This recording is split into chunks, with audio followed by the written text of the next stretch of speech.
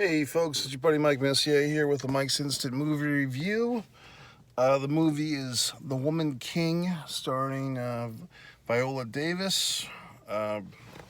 Very powerful actress. As a matter of fact, I believe we went to the same college, not at the same time, but good for her, good for me, and good for you. If you see this film, I would assume most of you will enjoy it. I think most people will enjoy this movie. There are some violent scenes, but I mean, most movies have violent scenes these days. Sorry, it's, not the kiddie hour, okay? But the violence is justified. The fighting is justified. That's, there was some type of advertising that said this movie is the modern day Gladiator, or the closest to Gladiator from 2000, Russell Crowe, and I would probably go along with that. So now we get into the point where I say, yes, I think you should see the movie, even if you don't like violence, even if you're squeamish, then just close your eyes when the scary parts come. There were some parts, now spoilers, I say spoilers because I don't want anyone to say, oh gee whiz Mike, you spoiled the fucking movie.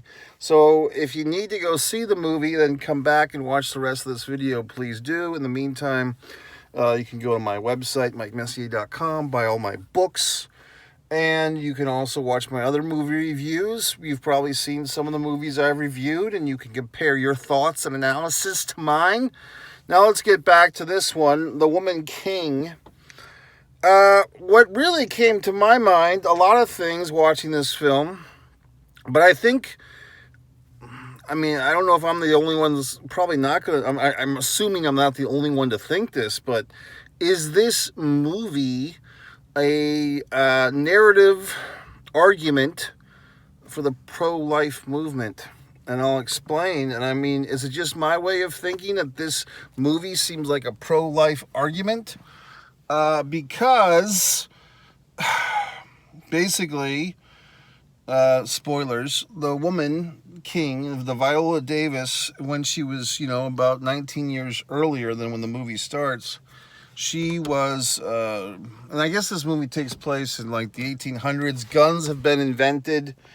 I guess it's like the mid-1800s. I hate when people say the 19th century, because then you have to say, well, which fucking century is the 19th? The 1900s? No, it's the 1800s. And the 20th century is the 1900s. And the 21st century is what we're in now. So I hate when people say, oh, the 19th century? Oh, what the fuck? 1800s, god damn it.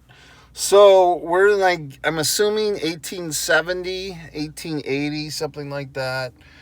Or actually probably before, if there's maybe 1850s, before the U.S. Civil War. I'm not really fucking sure, because they talk more about the European slave traders, not they throw the Americans in there once, so I guess it's before the U.S. Civil War. So let's move. I don't know if they gave the date of the movie or not, to be honest with you. So why is this such a pro-life story here? Because the Woman King is brutally raped. She's brutally raped and impregnated with a child, a girl. And she is, the baby is the fucking product of these rapists. Much like the Freddy Krueger story, Nightmare on Elm Street, okay? So then the fucking baby... she gives the baby to the other woman. She puts a fucking shark's tooth in the fucking baby's back. Her friend takes the baby and gives her to the fucking ministry, the orphans. The daughter, the little girl, is adopted by some guy. When she's 19 years old, the guy is going to give away his daughter to some creepy old man. He asks her a question. She doesn't answer. He gives her a big old slap.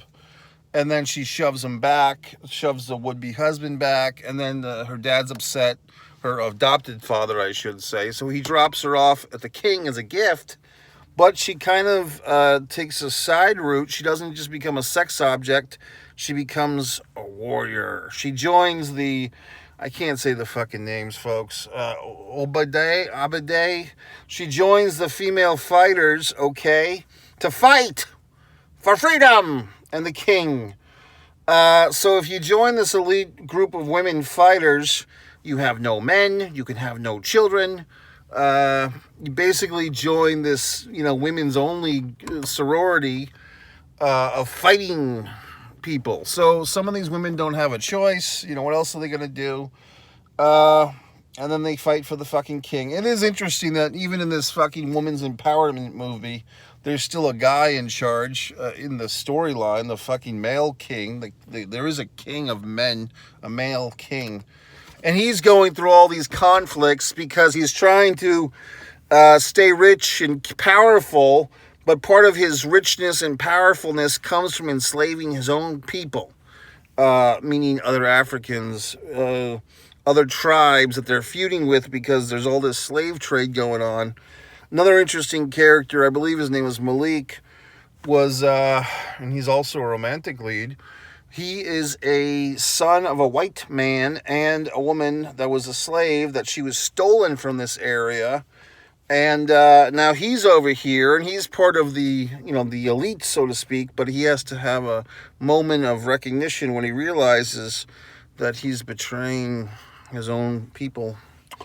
Very interesting stuff. A lot of this shit in this movie is an allegory or a fucking metaphor for what's going on in the world today.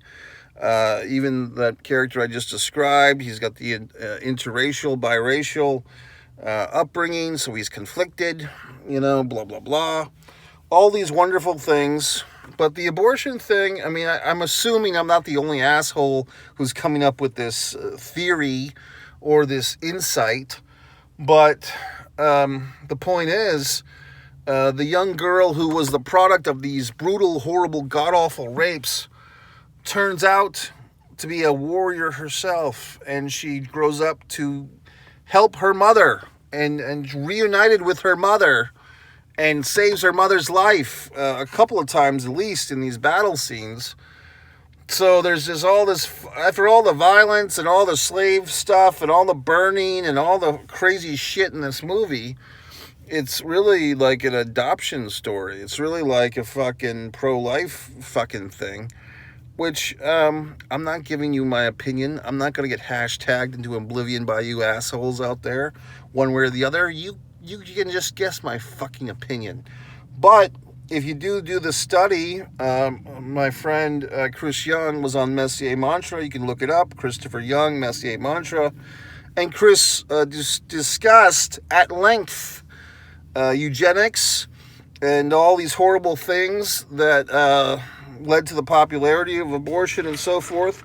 So I'm not giving you my goddamn opinion. I'm not a fucking priest. I'm not a fucking politician. But you can watch the fucking interview with Chris Young and you can decide for your goddamn self. Or not. I don't care. But I do think it's an ironical thing that people always say, oh, these liberal fucking retards in fucking Hollywood and all these libtards and all this shit. Well, you just saw a fucking major fucking deal movie, billions of dollars to make this thing. And it's got at least to me, a pro-life subtext. Now, other assholes and fucks might hear me say that and say, oh, I don't see that at all. You're just reading into things. Well, that's because I'm intelligent and other assholes in this world aren't, okay? So, fuckheads, that's what I thought. I thought it was a good goddamn movie. If you thought so, good. If you didn't, fuck you. But I enjoyed it. Subscribe to Mike Messier YouTube channel. Buy all my goddamn books for a fucking change. Watch all my videos. And subscribe and like. And thanks.